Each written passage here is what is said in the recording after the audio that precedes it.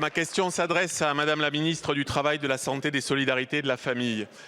Madame la ministre, nous vivons une période et une situation paradoxale en matière de cancer. Chaque jour, des traitements nouveaux sont présentés dans le monde entier avec des perspectives très encourageantes.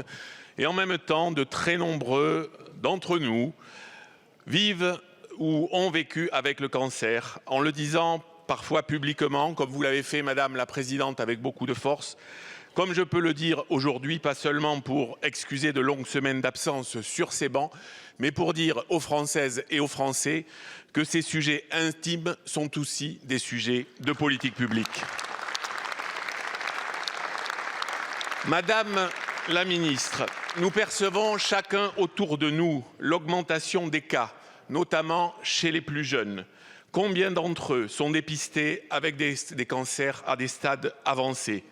Certains, comme le remarquable professeur Barlesi qui dirige l'Institut Gustave-Roussy, nous disent que nous devons nous préparer à un tsunami, avec des facteurs connus, alcool, tabac, surpoids, régime alimentaire, mais aussi des questions, la part des pollutions environnementales, des aliments ultra-transformés, des perturbateurs endocriniens, des contraceptifs hormonaux. Tout cela est difficile à quantifier.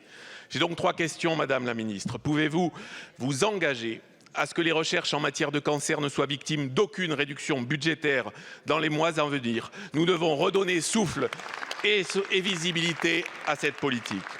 Pouvez-vous nous confirmer l'engagement du gouvernement sur une voie que j'avais mise en avant, celle de la recherche en matière de prévention?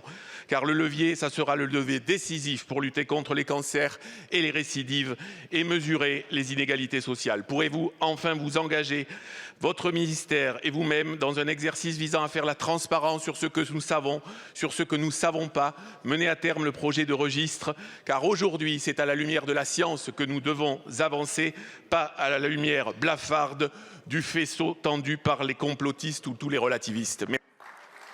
Merci beaucoup, monsieur le député.